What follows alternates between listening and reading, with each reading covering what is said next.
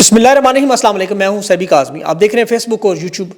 15 اگست جمعے کا دن ہے، اللہ پاکستان پر اپنا رحم و کرم کرے، جمعے کا یہ دن مبارک کرے۔ پہلے اہم خبریں آج کی آپ کے سامنے رکھوں۔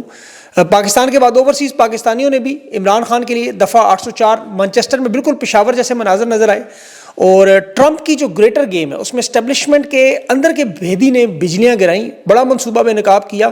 اور دہشت گردی کی جنگ میں شرکت میں وزیر داخلہ محسن نقوی کی اہم شخصیات سے ملاقاتیں بھی۔ اور مریم نواز کو کیوں کھلی چھٹی دی گئی ہے، اسٹیل کے گلاس کے ساتھ جاپان کے دورے، باقی 3 وزیر اعلیٰ نظر نہیں آتے۔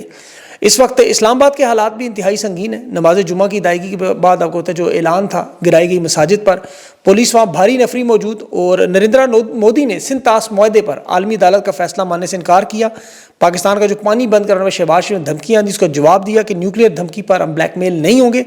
اور چیف جسٹس جے افریدی کو جھوٹا قرار دیا گیا۔ اختلافات میں شدت، اور انصافیوں نے اپنا بدلہ دیا۔ رشک کمر عشق معاشقہ ختم، واردات کے نکلی جنرل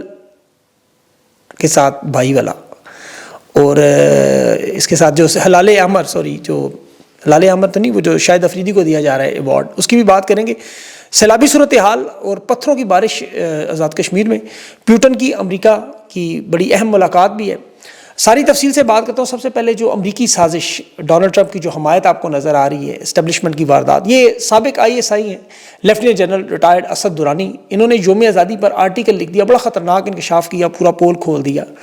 کہ یہ جو وائٹ ہاؤس کے مفت کھانے تھے، یہ اصل میں ڈونلڈ ٹرمپ کا ایک جال جو موجودہ اسٹیبلشمنٹ نے اپنے اقتدار کو بچانے کے لیے اس میں ہنسی خوشی پھنسنے کے لیے تیار ہوئے، اور ملک کو ایک واضح طور پر ایک بٹالین کی طرح چلایا جا رہا ہے، جس میں شہباز شریف خاکی وردی، خاکی ٹوپی پہن کے اس کا حصہ ہے، لیکن اندرونی بغاوت کا انہوں نے بڑا اہم ذکر کیا۔ یہ جنرل اسد درانی کی تھوڑی سی تاریخ آپ کو بتاؤں، یہ 1990 اور 92 کے اہم دور میں DGI رہے ہیں، جب اس وقت عسکری قیادت جو تھی وہ نواز شریف کے حق میں پیپلز پارٹی کے خلاف الیکشن لڑنے کے لیے فنڈز بھی دیتی رہی۔ بعد میں وہ مہران بینک کا سکینڈل آپ کو پتہ ہے، اس میں مجرم بھی قرار دیا گیا تھا۔ سوویت یونین کا جو افغانستان میں انخلا کا ایک بڑا اہم معاملہ تھا، عالمی سیاست کا توازن بدل رہا تھا، یہ اس دور کا حصہ رہے ہیں۔ ریٹائرمنٹ کے بعد 3 سال جرمنی میں اور 2 سال سعودی عرب میں پاکستان کے سفیر رہے، اقتدار کے بڑا قریب بھی رہے ہیں، بڑے قریب سے چیزیں دیکھ بھی چکے ہیں۔ ان کی مشہور کتاب سپائی کرونیکلز بھی ہندوستانی DG راہ کے ساتھ مل کے انہوں نے لکھی۔ یہ پاکستان بھارت کے تعلقات کو قریب کرنے اور امریکہ کے اثر کے مخالف ہے۔ بھارت کو پاکستان کے لیے خطرہ قرار نہیں دیتے تھے 2020 تک، اور امن چاہتے تھے، اور فوجی مداخلت کے یہ سخت دشمن ہے۔ حالانکہ انہوں نے سیاسی انجینئرنگ اور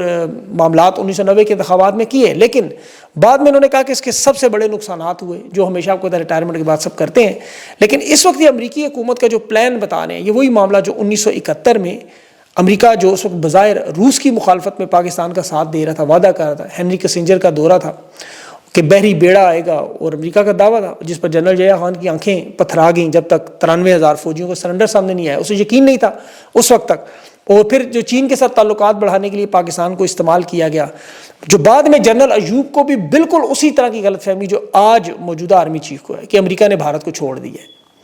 اس وقت بھی امریکہ اور چین چونکہ 1962 میں ہمالیہ کے سرحدی تنازع میں آپس میں قریب آئے تھے، اور ایوب خان نے چین سے رابطہ کروا کے امریکہ کو چین کے قریب کیا،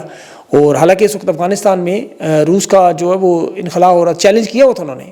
اور بھارت کے معاملات بالکل وہی تھے۔ تو آج کے تنازع میں یہ بالکل ایک جیسے حالات، امریکہ بھارت کے بظاہر تعلقات خراب نظر، لیکن یہ ایک دھوکہ ہے،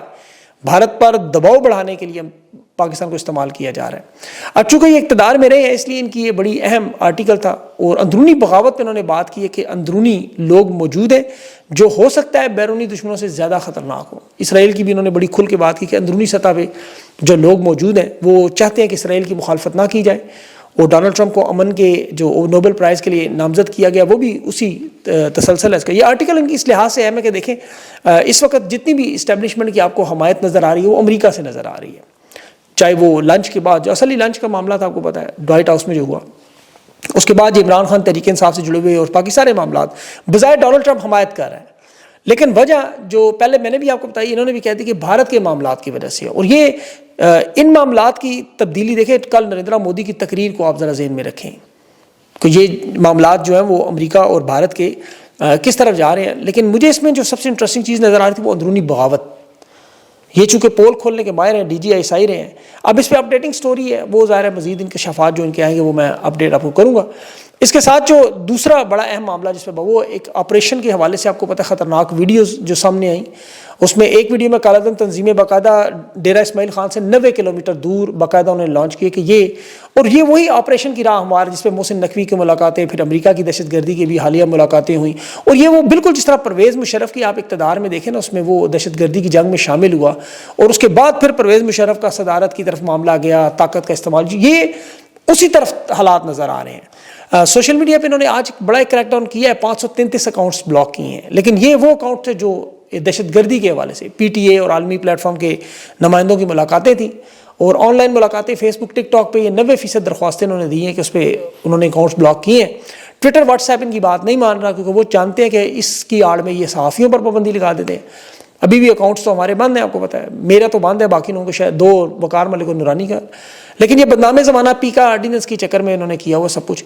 اس وقت جو تحریک انصاف نے 13 اور 14 اگست کو لاکھوں لوگوں نے نکل کے خان کی کال کامیاب کی، یہ انہیں پسند نہیں آتا جب سوشل میڈیا پہ اس پہ بات کی جائے۔ ابھی تو برطانیہ میں مینچسٹر میں ایک بہت بڑا آپ کو پتہ پاکستانیوں کا اجتماع نظر آیا، اوورسیز پاکستانی بھی اس پہ رد عمل دے رہے ہیں۔ اب اس وقت پاکستانی سوچ رہے ہیں کہ ہم اتنی بڑی تعداد میں خان کے احتجاج کی کال کو کامیاب کر کے باہر نکلے، اس کا فائدہ کیا ہوا؟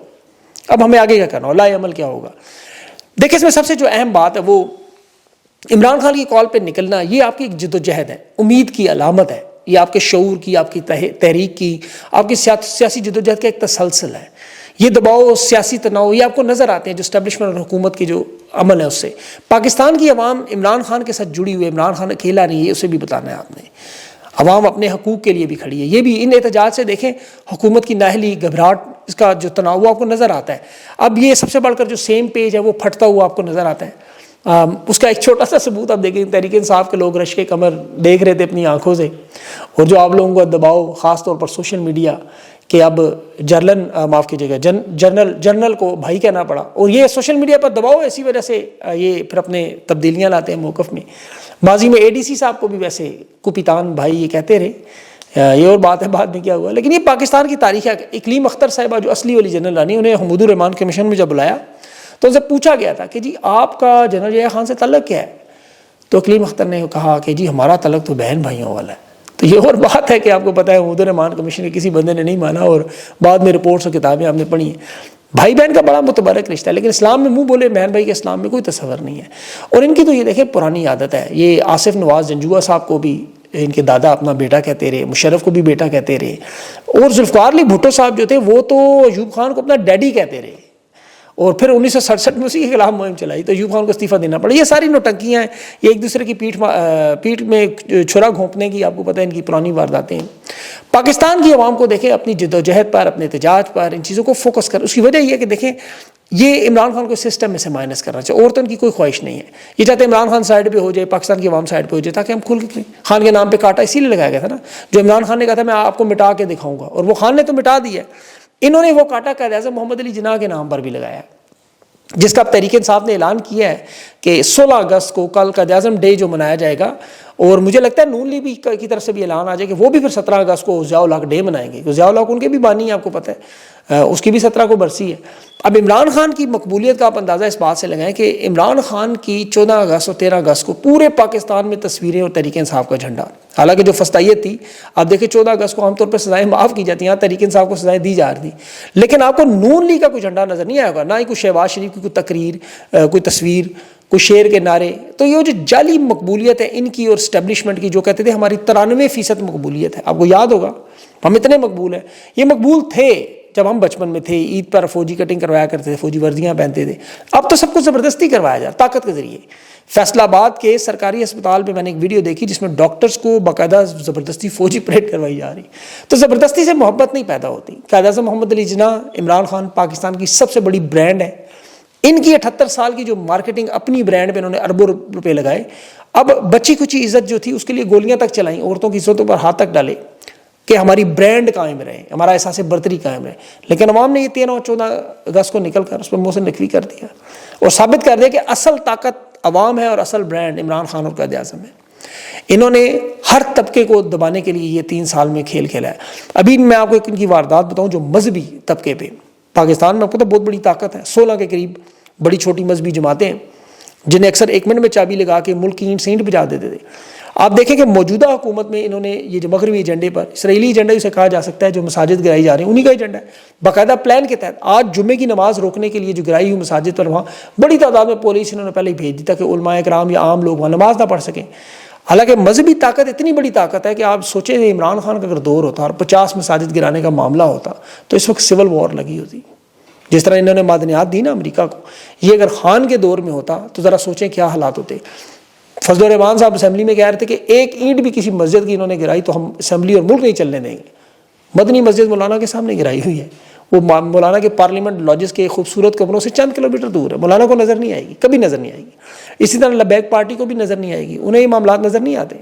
کیونکہ جن کے اشاروں پہ سب کچھ ہوتا ہے وہ جانتے ہیں کہ ان مذہبی جماعتوں کے۔ ورنہ جب جنرل باجوہ کو نواز شریف نے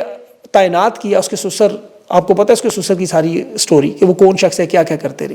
اب جنرل باجوہ کو جب تعینات کیا، جو خواجہ آصف نے خود ساری واردات پائی، تو یہ مذہبی جماعتیں اس وقت بول پڑتی ہیں۔ اس وقت خواجہ آصف کے ساتھ یہ مولانا فضل الرحمان سارے بیٹھے رہے۔ تو یہ ہر دور میں ڈکٹیٹر کی ایک واردات ہے، اور یہ مذہبی منجن تو اس لیے بیچتے ہیں، کوئی چوہان ہو اپنے آپ کو سید بنا کے پیش کرتا ہے، قومیت اپنی بدلتے ہیں اس وجہ سے تاکہ مذہبی اعتبار سے یہ پاکستان میں سب سے اوپر احساس برتری کا شکار ہے، مذہبی ٹچ دیتے ہیں۔ اور مذہب کے نام پہ تو پاکستان میں آپ کو پتہ ہے ان 2 دنوں میں آپ نے دیکھ لیا اسلامی جمہوریہ پاکستان میں جو ناچ گانا مجرے ہوتے رہے، انگریزی گانے مائیکل جیکسن کے، وہ سب آپ دیکھتے رہے۔ مذہبی طبقے کو قابو کرنا اور دوسری طرف عوام کو اس انٹرٹینمنٹ کے نام پہ بریڈ اور سرکس، یہ لفظ یاد رکھیں، یہ بڑی مشہور واردات ہے جو روم میں بادشاہ کیا تھا شہنشاہ اگسطس کے دور میں۔ اس کے بعد کے حکمرانوں کی آپ دیکھیں کتابیں پڑھیں، اس میں عوام کو جب بھی بے چین اور بغاوت نظر آتی تھی، بڑے بڑے کولوسیم گلیڈیٹرز کھول لیتے، جانوروں کے مقابلے، رت دوڑ، تھیٹر پرفارمنس شروع کرتے تھے، عوام کو سستے ٹکٹ یا مفت بھی گھسا دیتے تھے کہ لوگ ان تماشوں میں لگے رہیں تاکہ ان کا سیاست کی طرف، پاکستان کے مسائل کی طرف، عوام کی طرف نہ جائیں، کوئی ہنگامی صورتحال نہ بنے۔ یہ جو تمغوں کا سلسلہ تھا یہ اسی سلسلے کا حصے کا منصوبے کا حصہ ہے، یہ جو جعلی معاشی خبریں، دھمکیاں، وارداتیں دینے والے۔ ورنہ حکومتوں نے کبھی اپنے آپ کو ایوارڈ دیا؟ آپ پاکستان کا آرٹیکل 259 پڑھیں کہ کن شعبوں میں ایوارڈ دیا جاتا ہے، فنون لطیفہ میں، ادب میں، تعلیم میں، غریبوں کی خدمت میں، کوئی شاندار پرفارمنس میں۔ Broadcasting and telecasting کا پورا ایکٹ ہے، پورا آرٹیکل ہے۔ جن تمام صحافیوں کے ایوارڈ ملنے میں سے ایک بھی اس میں کوالیفائی نہیں کرتا، وہ میں آپ کو کل بتا چکا ہوں۔ ابھی کھیلوں میں آپ دیکھ لیں شاہد افریدی کو یہ ایوارڈ دینا چاہ رہے ہیں، لیکن جس طرح خواجہ آصف، اسحاق ڈار، نذیر اعظم نذیر تارڑ، عطا تارڑ کو ملے، اسی طرح شاہد افریدی۔ اب اس کی آپ دیکھیں دنیا میں شاہد افریدی کی پاکستان کو بدنام کروانے میں، آسٹریلیا کا میچ کبھی نہیں میں بھول سکتا، وہ منہ میں اس نے گیند لے لی تھی،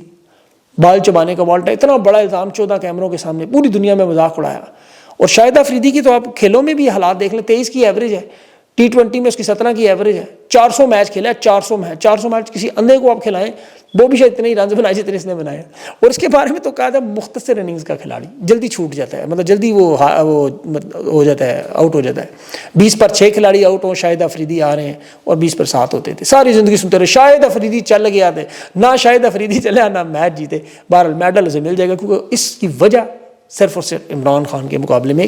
ایک تصوراتی گوبر کو حلوہ کرنا، جو کہ ناکام ہوا ہے۔ دینے تھے ایوارڈ یہ پشاور انسٹیٹیوٹ آف کارڈیالوجی میں، دیکھیں ایک دن میں 14 سرجریاں ہوئی ہیں، بغیر سینہ چاک کی عالمی ریکارڈ بنا ہے، سربیا کا ریکارڈ ٹوٹا ہے 13 سرجریوں کا۔ ان کو دیتے ہیں انعام، سب کو نہیں دیں گے کبھی بھی۔ یہ ایوارڈ دیکھیں جن صحافیوں کو بھی ملے، حامد میر صاحب اچھے صحافی ہیں،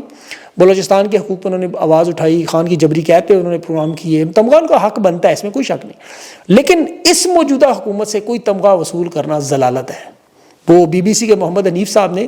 یا ماضی میں احمد فراز نے یہ تمغات واپس کیے ہیں۔ آپ دیکھیں بھارت غلط پالیسیوں کی وجہ سے، ظلم و ستم پر، احمد فراز نے مشرف کے دور میں 2006 میں جو تمغہ امتیاز اور تمغہ حلال امتیاز دیا، دونوں واپس کیے کہ آپ بلوچ شہریوں کے ساتھ یہ ظلم کر رہے ہیں، پرویز مشرف جو کہا تھا۔ اسی طرح وہ محمد حنیف صاحب نے بھی 2023 میں واپس کیا تھا۔ ہندوستان میں 10 کے قریب بڑے لوگوں نے پدما شری جیسے بڑے میڈل واپس کیے ظلم و ستم پر۔ محمد علی باکسر نے آپ کو 1960 میں اپنا میڈل سیاہ فام لوگوں پر اوہایو کے دریا میں پھینکا، یہ خیر کچھ لوگ کہتے ہیں درست نہیں ہے، لیکن بہرحال ان تمغہ بردار دوستوں میں سے ایک صحافی دوست سے میں نے پوچھا کہ آپ اس میڈل کے حقدار ہیں، یہ جو آپ کا ماضی رہا اور آپ کا جو حال ہے یہ تو بڑا شرمناک ہے۔ انہوں نے کہا دینے والا شرم نہیں کر رہا تو میں لینے والا کیوں شرم کروں، میں نہیں لوں گا تو کوئی اور لے لے گا۔ اور یہ سوچ ہے تباہی و بربادی کی، یہ سوچ۔ میڈل دیتے کسی کو، دیکھیں آدھا پاکستان سیلاب میں ڈوبا ہوا ہے، کوئی اس پہ منصوبہ بنانے والا، کوئی ڈیم بنانے والا، اسے میڈل مل جاتا، کوئی بجلی کا منصوبہ، کوئی طب کا، سائنس کا، کوئی دنیا میں بڑا کارنامہ۔ ابھی کلاؤڈ برسٹ سے آپ کو پتہ ہے باجوڑ کی تحصیل سالازئی میں اس وقت 20 سے زیادہ لوگ سیلاب میں بہ چکے ہیں، اور یہ حکومت کے فنکار کیا کر رہے ہیں؟ دہشت گردی کا بل بنا کے عوام کو 3 مہینے 6 مہینے قید کیسے رکھنا ہے. آزاد کشمیر میں پتھروں کا سیلاب آیا. مجال ہے کہ یہ بحث لوگ کچھ سوچتے. اور پنجاب کی جو تباہی و بربادی وہ آپ جانتے ہیں, گندم اور خوراک کی شارٹیج شروع ہوئی ہے, وہاں ملیں فصلیں فیکٹریاں بند ہو رہی ہیں. اور وہاں کی وہ جو 2 نمبر وزیر اعلیٰ وہ اسٹیل کا پکڑا ہوا انہوں نے گلاس, اور جا رہی ہیں جاپانی گڑیاں بننے. وہاں پلاسٹک کا سنا ہے بڑا بہترین کام کیا جاتا ہے, ساری دنیا پلاسٹک ختم کر رہی ہے. بہرحال 14 اگست کو ان کی آخری بات جو میں کرنے جا رہا ہوں وہ پاکستان کی تاریخ میں دیکھ رہا تھا کہ بہت سارے قیدیوں کو سزائیں معاف کی گئیں. اس کے ساتھ ہی میں دیکھ رہا تحریک انصاف کی سزاؤں کو پورا ایک پرچہ. اس ظلم اور ناانصافی اور نحوست کی وجہ سے معیشت کیوں تباہ ہوتی ہے؟ آپ کو پتہ ہے پاکستانیوں کی اس وقت قوت خرید اتنی ختم ہو چکی ہے کہ جو گاڑی سوزوکی آلٹو ایک بڑی مشہور تھی, 75% سیل میں کمی, 75%, یعنی 100 میں سے 75 لوگ خریدنے کی ہمت ہی نہیں رکھتے. اب سفید پوش لوگ تو ختم ہو چکے ہیں, وہ نچلے طبقے میں چلے گئے ہیں. اب جو بہت ہی امیر لوگ, یہ چند آپ کو لاکھ لوگ نے, باقی وہ پاکستانیوں کے حالات بہت خراب ہیں. تو پاکستانیوں کو اسی چیز پہ سوچنا ہوگا اپنے حالات کو بہتر کرنے کے لیے کیا ہے. تو اس پہ انشاءاللہ بات کرتے رہیں گے. اس عوامی شعور کا احتجاج کا دیکھیں, اور آپ لوگوں کی جو یہ جو جد و جہد ہے اس کو آپ نے روکنے کا نہیں سوچنا. اس کی وجہ ہے کہ جس دن آپ نے یہ سوچا یا جس دن آپ کو لگا کہ یار اب کچھ نہیں ہونا, اس دن پھر تباہی شروع. اب یہ جب تک آپ جد و جہد کرتے رہیں گے انشاءاللہ اللہ نے چاہا سارے معاملات بہتر ہوں گے, اور اسی میں بہتری آئے گی. اور ایک چھوٹا سا واقعہ آپ کو بتا, سب کچھ بدلے گا. میں اس کے اگلے ویلاگ میں بات کروں گا. اپنا خیال رکھیں, مجھے اجازت نہیں. اللہ حافظ.